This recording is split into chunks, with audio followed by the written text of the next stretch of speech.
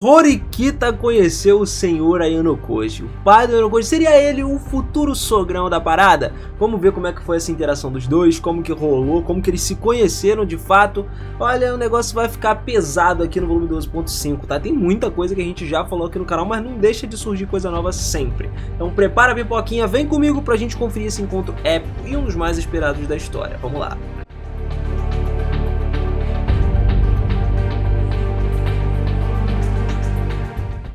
Fala, seus otakus, beleza? Eu sou o Miras e sejam muito bem-vindos a mais um videozão aqui no canal. Olha só, minha família, a história começou aqui numa cena um pouco peculiar, onde a Shabashira, ela tava pensando um pouco sobre a própria evolução dela, e ela se encontrava esperando pelo Ayano Koji perto do Keiaki Mall, o que levaria a recordar de alguma coisa que aconteceu alguns anos atrás. Naquele tempo era quase que impossível que um aluno se aproximasse dela e tal, para fazer perguntas, compartilhar alguma coisa. Isso porque o comportamento frio da Shabashira distanciava ela, meio que tinha uma barreira que afastava todo mundo que estava ao redor dela. E ela sempre se manteve distante, focando no que ela realmente acreditava ser o papel de um educador, sem espaço para amizades ou para interações pessoais com os alunos. Só que algo começou a mudar ao longo dos anos. Aos poucos os alunos começaram a procurar ela. Alguns queriam conversar sobre o futuro, outros sobre amizade, e as questões profissionais também entravam nisso daí.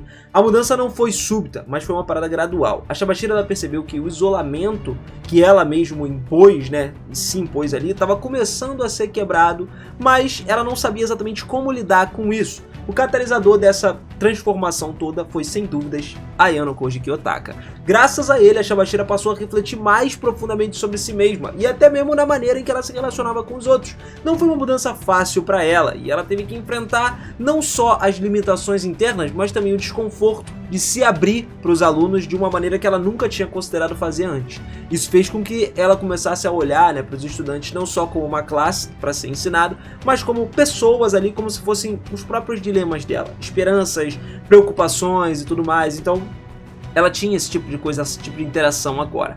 Mesmo que estivesse começando a se conectar mais genuinamente com as crianças, com seus alunos, o fato de estar ali sozinha agora, num dia livre, esperando por um aluno, era algo que ela jamais tinha planejado fazer. Ela nunca tinha se permitido esse tipo de interação informal. Então beleza, galera, o lance é que o Ayano Koji tá mudando cada vez mais a Shabashira, e não só ela, todo mundo ao redor dele. A gente já tá acompanhando esse negócio, ele mesmo tá mudando. E a razão pela qual a Shabashira aceitou que encontrasse com ele e tal, a gente não sabia, mas sabia que alguns motivos profundos tinham acontecido. E as memórias da própria época dela de estudante começaram a surgir, quando ela mantinha pouca afinidade com os professores e tal, e também contribuíam para esse desconforto dela agora. A visão sobre aqueles tempos, longe de ser nostálgica para ela, era na verdade com muita frustração, muitos arrependimentos, porque ela foi uma aluna assim como os outros, ela sofreu assim como os outros, e a presença do Ayano Koji ainda fazia tudo parecer mais desconcertante. Então ele foi lá e chegou. Só que um ambiente ali que deveria ser simples, tornou um encontro entre professor e estudante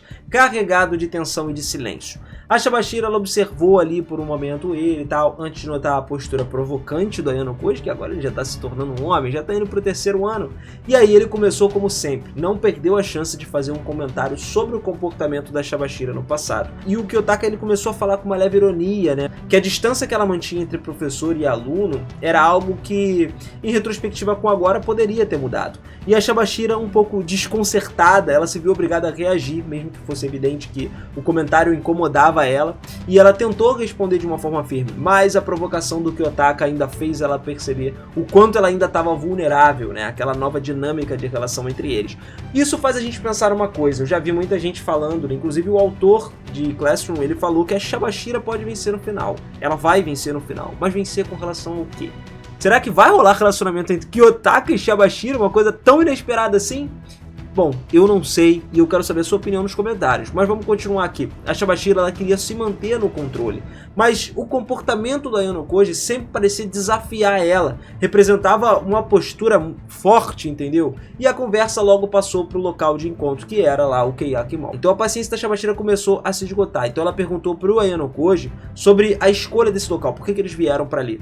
Ele não via sentido em marcar um encontro tão visível no lugar provavelmente que atrairia a atenção de outros alunos. A exposição não parecia ser a melhor ideia, e uma professora sabia que ser visto ali poderia criar até uma coisa desnecessária, tanto para ela quanto para alunas. Outros poderiam pensar besteira e tudo mais. Só com o Ayano Koji ele se manteve impassível. Ele estava com aquela postura dele calma, controlada, que nunca vacilava. Ele simplesmente explicou que aquele, na visão dele, era o melhor local para eles conversarem. Ele não parecia se importar com os riscos deles serem vistos ali, ele não se liga em nada desse tipo de coisa. A maneira dele de falar, sempre tranquila, sempre contrastou ali, né, com o desconforto da Shabashira, que ela não conseguia entender completamente as intenções do Ayano Koji. Mas ela começou a sentir uma certa estranheza no ar, como se o encontro fosse mais do que parecia à primeira vista. A relação entre eles deveria estar dentro de certos limites, e ela não sabia exatamente o que o Ayano Koji queria alcançar, né? Qual era a intenção dele, aparentemente descompromissada ali. Só que assim, ele começou a sugerir algumas reflexões ali que começou a perturbar mais a Shabashira, mais do que ela gostaria de admitir. A Shabashira sabia que alguma coisa estava acontecendo, algo que não podia ser controlado, mas ainda não conseguia entender. E a conversa, que começou de uma forma descontraída, começou agora a ficar meio cheia de questionamentos ali e de silêncio. A Shabashira ela se via num desafio, não só pelas palavras do Ayano Koji, mas também pelas suas próprias incertezas, pela mudança que ele provocava na vida dela. Porque como a gente já falou aqui um tempo atrás, ele começou a mudar muito a vida de muita gente, principalmente a dela.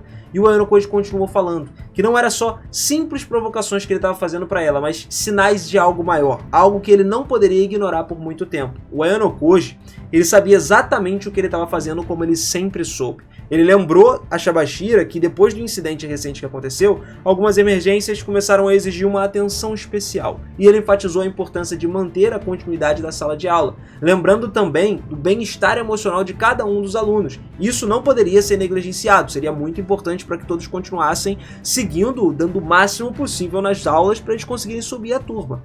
E esse momento, embora parecesse simples e até um pouco monótono, trouxe uma narrativa um pouco diferente, que cumpriu o papel, que a gente pode dizer. Ela ofereceu um contexto ali, mais detalhes, adicionando a sala do Ayano Koji ali, que agora ficaria nas mãos da Horikita.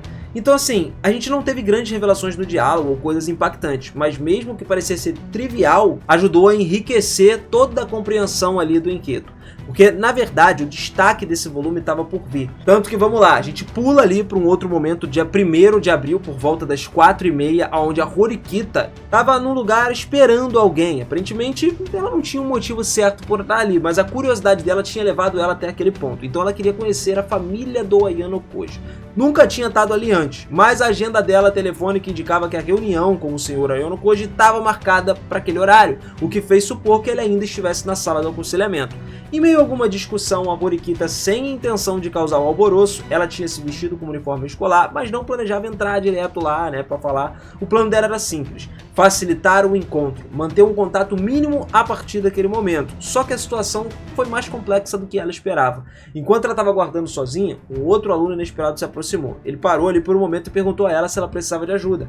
A Horikita ficou surpresa e negou, falou que estava tudo de boa e tal. Só que esse aluno insistiu, perguntando o que ela estava fazendo ali e apontando que era muito estranho ela estar usando um uniforme escolar naquele lugar. E isso despertou ainda mais a curiosidade da Horikita, que antes de poder responder, percebeu que o rapaz ele tinha obtido informações sobre a entrevista de alguma fonte desconhecida, provavelmente alguém da classe. Então esse garoto revelou que ele estava ali por pura curiosidade, assim como a Horikita. Então, com um leve suspiro e um sorriso, ele se encostou na parede do lado dela, sugerindo que o destino tinha levado eles para o mesmo lugar. A Horikita então observou que ela não tinha direito de impedir esse garoto de estar ali, mas ela não podia evitar de comentar sobre o fato de que os dois estavam ali para satisfazer a mesma curiosidade, ver o rosto e os métodos dos pais que tinham criado alguém como Ayano Koji.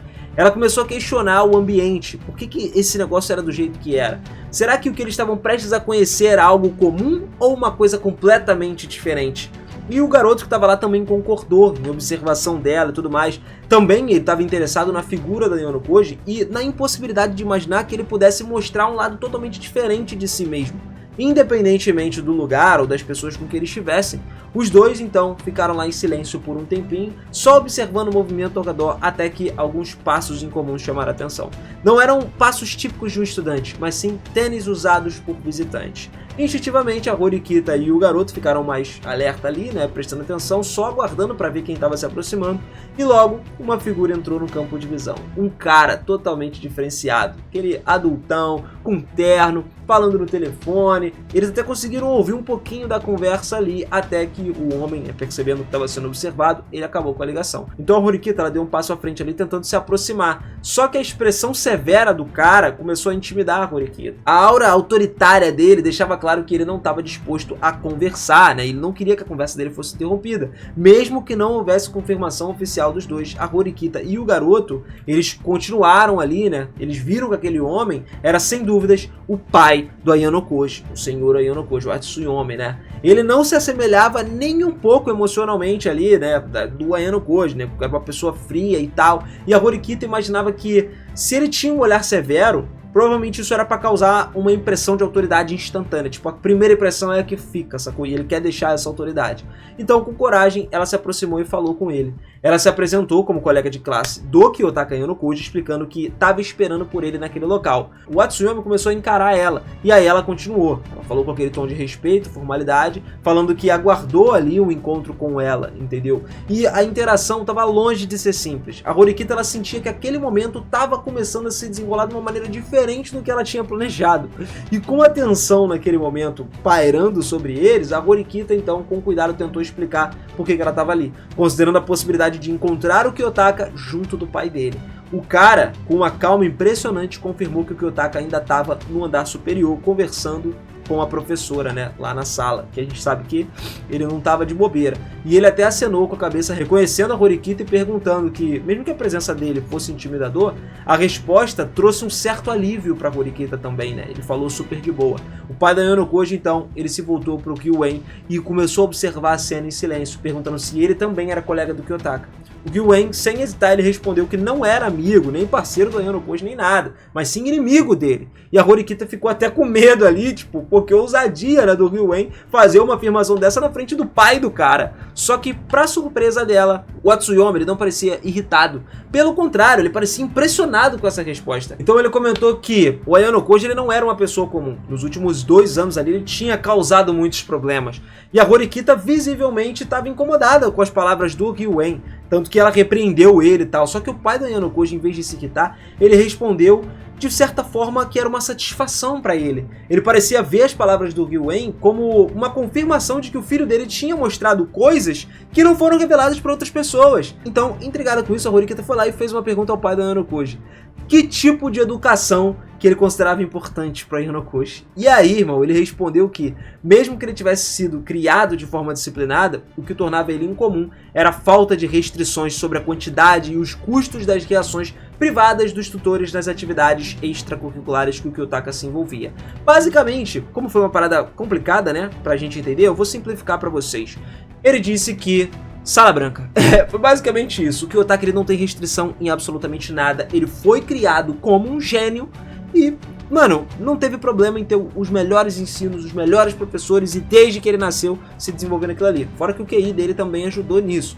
Mas ele indicou que a educação privilegiada do Kiyotaka tinha levado ele a se tornar quem ele era até agora. Mas obviamente ele não falou pra Horikita, eu criei ele na Sala Branca e tal. Não, ele não falou nada disso, foi indiretamente isso. Então antes de se despedir, ele foi lá e acrescentou que ele tinha outro compromisso, deixando claro que, mesmo que seja imponente, a presença dele não era um motivo para prolongar essa conversa. Então quando ele foi embora, ele fez um último pedido, incentivando os dois a se dar bem com o Ayano Koji. Depois de ter ido embora, a Horikita e o Gyuen ficaram com uma leve sensação de insatisfação. E uma dúvida permaneceu na mente da Horikita. Ela se perguntou se o Kiyotaka realmente tinha crescido no tipo de ambiente que o pai dele descreveu, né? E o Gyuen, aparentemente, ele compartilhava esse ceticismo aí, né? E fez uma observação sobre a possibilidade da descrição do pai do Ayano Koji não ser totalmente verdadeira, sugerindo que, se fosse o caso, o Kiyotaka seria uma anomalia genética notável. Só que ele também reconheceu que, sem mais informações, não tinha como eles saberem a verdade. E o esquema tá aí. O Kiyotaka nunca mostrou de verdade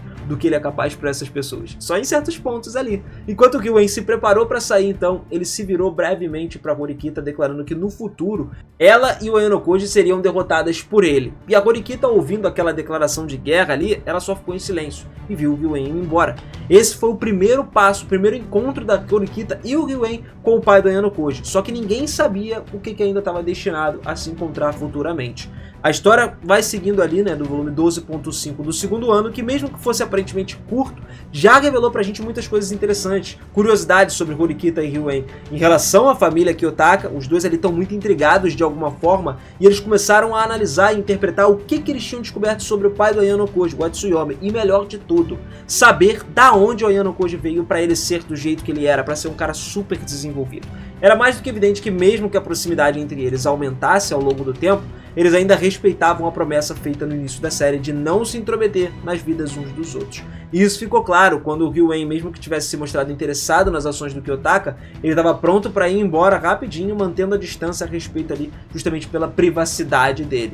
E quando a gente pensa sobre os eventos, até é engraçado, né? A gente vê as interações entre os personagens de uma maneira como cada um abordava essa situação, e era o que trouxe uma parte interessante para essa história. A curiosidade sobre o Kiyotaka e os seus pais trouxe uma nova camada, né, para Classroom of the Elite.